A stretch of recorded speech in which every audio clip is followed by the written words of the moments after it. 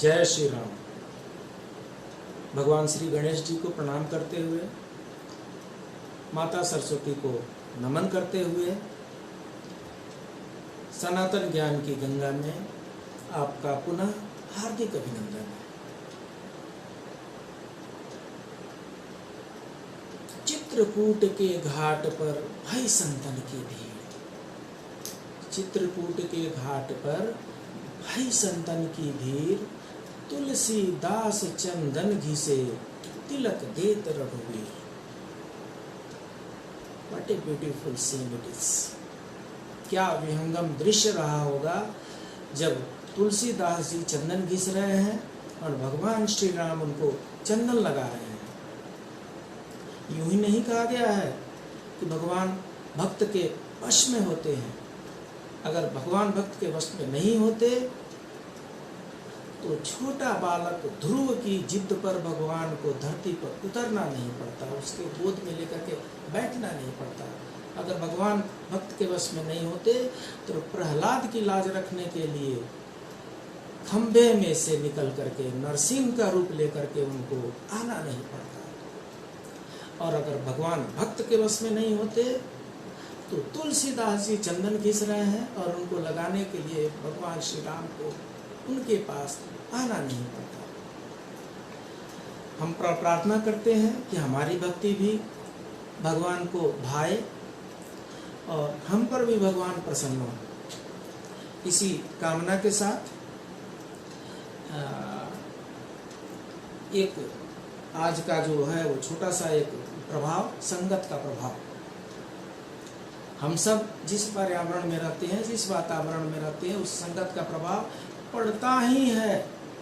ऐसा देखा गया है कि जुड़वा बच्चे हों, उनमें भी स्वभाव में बहुत परिवर्तन आ जाते हैं, क्योंकि संगत में अलग अलग फर्क होता है। तो अभी हम एक दृष्टांत देखते हैं जिसमें संगत का प्रभाव कैसे बताया गया है। एक राजा थे, राजा तोता के अनुरागी थे। दुर्भाग्यवश उनका तोता मर गया। तोता के मर जाने के बाद से उनका पिंजरा खाली पड़ा हुआ था। दरबार में उन्होंने अपने मंत्रियों से कहा, हे मंत्रीगण, पिंजरा खाली पड़ा हुआ है, एक तोता की व्यवस्था की जाए। मंत्री इधर उधर घूमते गए, तोता को ढूंढते ढूंढते एक संत के यहाँ पहुंचे और उनको बहुत सुंदर एक तोता दिखाई पड़ा। उन्होंने संत से निवेदन किया कि हे प्रभु, हमारे राजा तोता खोज रहे हैं, हमें तोता भी कहीं मिल नहीं रहा है। आपका तोता बहुत अच्छा है, आप अगर हमें तोता दे देंगे तो हम राजा के दरबार में लेके चले जाएंगे। संत तो होते ही हैं उदार, बोले ले जाओ। संत के तोते को लेकर के राजा के दरबार में उपस्थित हुआ गया। राजा के घर वाले अत्यंत प्रसन्न हुए और सोने के पिंजरे में तोता को रख दिया गया और उसका लालन पालन दुलार सब घर वाले मिलकर के करने लगे। शाम हुई, सब सो गए। जब सुबह ब्रह्म मुहूर्त हुआ तो ब्रह्म मुहूर्त में तोता बोलने लगा।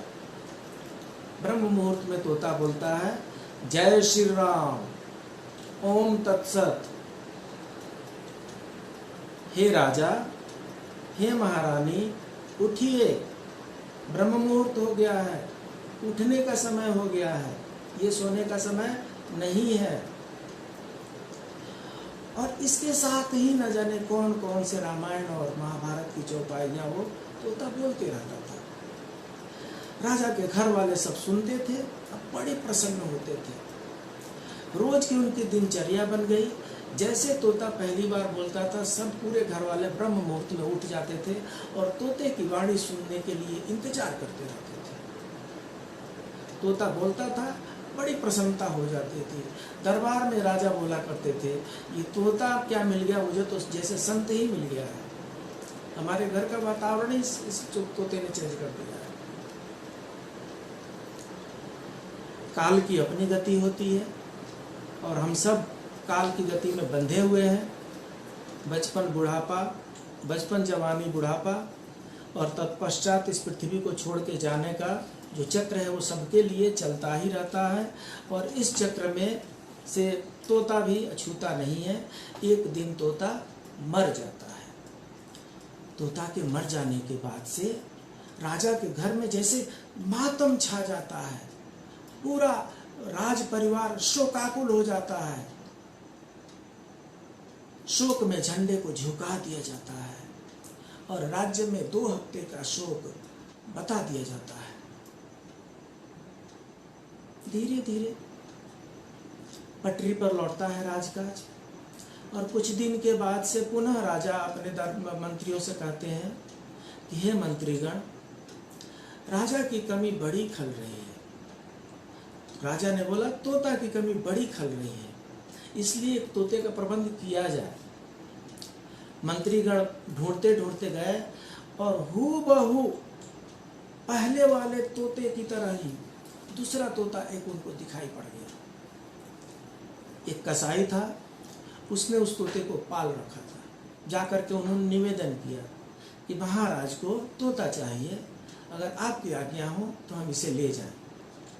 कसाई ने बोला साहब, अगर हम नहीं भी देंगे तो आप राजा के मंत्री उठा के लेकर चले जाएंगे।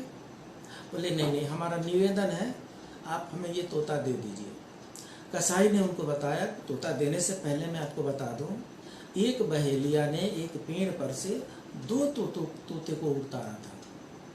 एक तोता एक संत लेकर के चले गए और दूसरा तोता उसने मुझे बेच दिया था। तो ये दूसरा तोता मेरे पास है, आप ले जाइए, राज दरबार में ले जाइए। तोता लेकर के गए और तोता ले जाने के बाद से अब कसाई वाला तोता राजा के पिंजरे में पहुंच गया। राज परिवार बहुत प्रसन्न हुआ, सबको लगा कि वही तोता जीवित होकर के चला आया है। दोनों के नयन, नासिका, पंख, आकार, चितवन सब एक जैसे थे। लेकिन बड़े सवेरे तोता उसी प्रकार राजा को बुलाने लगा जैसे कसाई अपने नौकरों को उठाता था। तोता बोल पड़ा, बच्चे, राजा बन बैठा है, मेरे लिए ला अंडे, नहीं तो पड़ेगा डंडे। यही बात तोता बार बार दोहराता रहा। राजा को क्रोध आया और उन्होंने तोते को पिंजरे से निकाला, गर्दन मरोड़कर किले से बाहर फेंक दिया। दोनों तोते सगे भाई थे, एक की गर्दन मरोड़ दी गई तो दूसरे के लिए झंडे झुक गए, भंडारा किया गया, शोक मनाया गया। आखिर भूल कहां रह गई? अंतर था तो संगति का अंतर था। इसलिए हे मानव, अपने बच्चों को उच्च शिक्षा के साथ साथ अच्छे संस्कार भी दीजिए, ताकि वो जहां भी जाए सबका सम्मान कर सके और अपने आचरण से खुद के साथ साथ परिवार का नाम भी रोशन कर सके।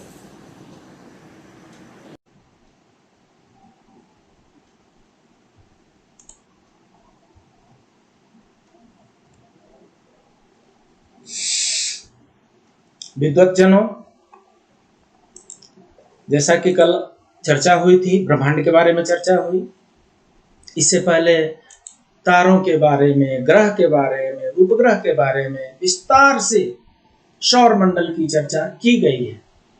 आग्रह है कि जो आज पहली बार इस वीडियो को देख रहे हैं, वे इससे पहले के जो भी वीडियो हैं, 4 या 5 वीडियो हैं, उनको पहले देख लें तो इसको समझने में आसानी होगी। वैसे सब्जेक्ट बहुत सरल है, फिर भी अगर पहले से देख करके आएंगे तो बहुत ही अच्छा रहेगा, इसको समझने में कोई परेशानी नहीं होगी। तो जैसा कि कल हमने चर्चा किया था कि ये जो ग्रह और तारों का जो हिसाब किताब है, ग्रह का डेफिनेशन साइंटिफिक डेफिनेशन अलग है, ग्रह का डेफिनेशन ज्योग्राफी एंड फिजिक्स के लिए अलग है और ग्रह का डेफिनेशन ज्योतिष के लिए अलग है। ज्योतिष में ग्रह का मतलब जिससे कुछ ग्रहण किया जाए। वे सारे कैलेस्टियल बॉडीज, ब्रह्मांड के वो सारे पिंड जिनका पृथ्वी पर और पृथ्वी पर रहने वाले जीवों पर प्रभाव पड़ता हो, उन सबको ग्रह की श्रेणी में ज्योतिषियों ने रखा है। और उनको जिस ग्रह की श्रेणी में रखकर ही उनके अध्ययन किया जाता है।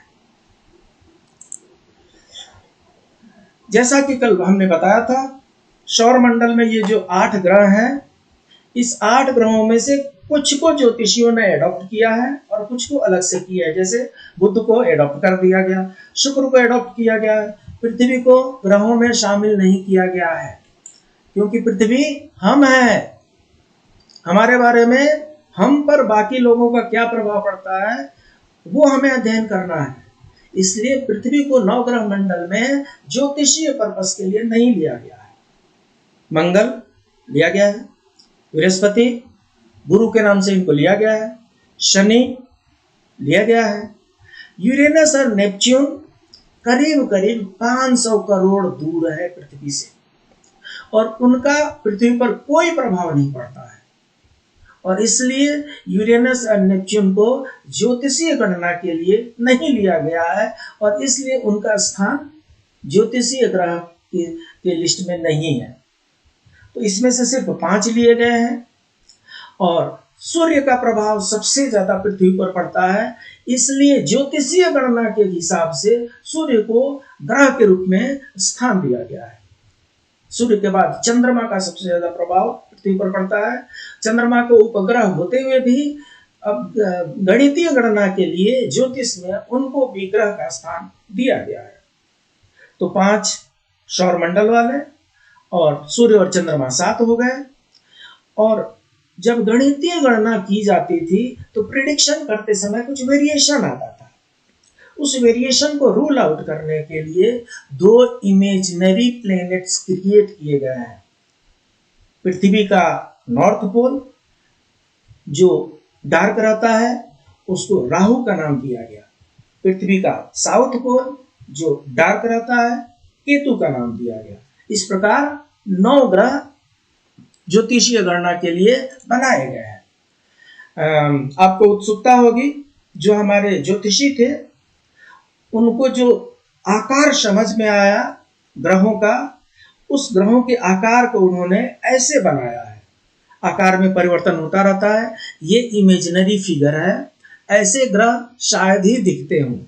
इसके बाद से हम चर्चा करते हैं। जब भी पूजा पाठ होती है, हम हमारे पास जितने लोग हाथ दिखाने के लिए आते हैं, ज्योतिषी अपना चर्चा के लिए आते हैं, कुंडली दिखाने के लिए आते हैं, कई बार हम उनको सलाह देते हैं कि आप नवग्रह की शांति की पूजा पाठ करवा लीजिए, कर लीजिए। खुद कर सकते हैं तो कर लीजिए, नहीं तो किसी ब्राह्मण के सहायता से करवा लीजिए। आज आपको हम ये बता रहे हैं कि नवग्रह का कंस्ट्रक्शन कैसे होता है, उनका स्ट्रक्चर क्या, उनका फ्रेम क्या है। ध्यान से देखिए, इसमें ये नवग्रह का फ्रेम है और इनका यही डायरेक्शन है। हम पर सबसे ज्यादा प्रभाव सूर्य का पड़ता है, सूर्य सेंटर में। इसके बाद चंद्र का पड़ता है, चंद्र राइट टॉप कॉर्नर में। इसके बाद मंगल का पड़ता है, मंगल राइट सेंटर में। इसके बाद बुध का पड़ता है, बुध लेफ्ट कॉर्नर में है, लेफ्ट टॉप कॉर्नर में। इसके बाद गुरु का पड़ता है, गुरु लेफ्ट सेंटर में है। इसके बाद शुक्र का पड़ता है, शुक्र टॉप सेंटर में है। इसके बाद शनि का प्रभाव पड़ता है, बॉटम सेंटर। उसके बाद राहु का प्रभाव पड़ता है, बॉटम राइट। एंड उसके बाद केतु का प्रभाव पड़ता है, बॉटम लेफ्ट। ये 9 ग्रह की ये स्थिति परमानेंट स्थिति है। आपके यहाँ जो भी ब्राह्मण, जो भी पंडित जी पूजा पाठ कराने आ रहे हैं, आप ऑब्जर्व करें। इस डायरेक्शन में कोई चेंज नहीं होना चाहिए। ये डायरेक्शन है, ये इस डायरेक्शन में ये ऊपर वाला पूर्व है, नीचे वाला पश्चिम है, दाहिने साइड वाला दक्षिण है और बाएं साइड वाला उत्तर है। इसी तरीके से नवग्रह की संरचना आपको भी अपने घर में करनी है। इसमें कलर कोड भी होता है, इसमें कलर कोड लिखा हुआ है। ध्यान से आप देखेंगे, ये बाहर की जो बाउंड्री 4 बाउंड्री है, इनके भी कलर कोड होते हैं, और ये जितने ग्रह बने हैं इनके भी कलर कोड होते हैं। इसमें सूर्य में रक्त लिखा हुआ है, मतलब रेड कलर। चंद्र में श्वेत लिखा हुआ है, सफेद कलर। मंगल में रक्त कलर लिखा हुआ है, रेड कलर। मंगल के बाद बुध में ग्रीन कलर लिखा हुआ है, हरित लिखा है, ग्रीन कलर। उसके बाद से गुरु में पीला कलर लिखा हुआ है, येलो कलर लिखा हुआ है। इसके बाद से शुक्र में श्वेत कलर से बनाया जाता है। शनि को ब्लैक कलर से बनाते हैं, थोड़ा सा कृष्ण टाइप का होता है, ब्लैक ब्लैक में, तीनों ब्लैक में थोड़े थोड़े से फर्क है। राहु भी कृष्ण वर्ण के हैं और केतु भी करीब करीब कृष्ण वर्ण के हैं। नीचे वाले तीनों प्लैनेट्स ब्लैकिश हैं। सूर्य रेड है, मंगल रेड, चंद्रमा व्हाइट, शुक्र व्हाइट, बुध ग्रीन, गुरु येलो। ये ग्रह का अपना कलर है। और जब हम कोई ज्योतिषीय उपाय बताते हैं तो उस दिन हम बताते हैं कि आज गुरुवार है और आज के दिन येलो ड्रेस पहनना चाहिए, पीले वस्त्र का, पीले वस्तुओं का दान करना चाहिए। पीला रंग जो होता है गोल्ड का होता है, गोल्ड का रिंग पहनना चाहिए इस फिंगर में। यह है जुपिटर का फिंगर। इस फिंगर में स्वर्ण मुद्रिका पहनी जा सकती है। अगर सामर्थ्य नहीं है तांबे का पहना जा सकता है। इस तरीके से जो बृहस्पति का दिन में पीले वस्त्रों का, पीले सामान का महत्व दिया गया है। इनका कलर कोड ठीक से समझने के लिए हम आगे और बता देते हैं। ये सूर्य है और सूर्य का रक्त वर्ण है, चंद्रमा सफेद वर्ण है, मंगल लाल रंग के हैं, बुध हरे रंग के हैं, गुरु पीले रंग के हैं, शुक्र सफेद रंग के हैं, शनि काला और नीला रंग के हैं, राहु काला और रंग से मिलते जुलते हैं और केतु का अपना चितकबरा रंग है। कहने का मतलब यह है कि ये जितने ग्रह हैं, हमारे ऋषि मुनि, हमारे विद्वत जन, हमारे पुरातन विद्वान जो थे वो 10,000 साल पहले, 5,000 साल पहले उन्होंने पता नहीं कौन सा यंत्र प्रयोग में लाया कि उनको पता था यहाँ से बृहस्पति पीला दिखते हैं, उनको पता है, मंगल लाल दिखते हैं, उनको पता है। ये कलर कोडिंग वो कहाँ से समझे? जबकि मैं पहले भी बता चुका हूं, दूरबीन का आविष्कार 1608 ईस्वी में हुआ। गैलीलियो महोदय ने 1610 ईस्वी में एक एक करके ग्रहों की गणना का शुभारंभ किया। तो जब दूरबीन का आविष्कार ही 1608 में हुआ तो हमारे ऋषि मुनि, हमारे पुरातन विद्वान कहां से कलर कोड लेकर के चले आए ग्रहों की, और वो सब कुछ सही कलर कोड लेकर के आ गए। दूरबीन ने कंफर्म किया कि हाँ गुरु जो होते हैं येलो होते हैं। इसलिए ये जो ज्योतिष है ये एक शास्त्र है, ये एक विज्ञान है, परखा हुआ विज्ञान है, टेस्टिफाइड है। ज्योतिष में ज्योतिष सीखने वाला गलत हो सकता है, उसका फलादेश गलत हो सकता है, ज्योतिषी गलत हो सकता है, ज्योतिष कभी गलत नहीं हो सकता।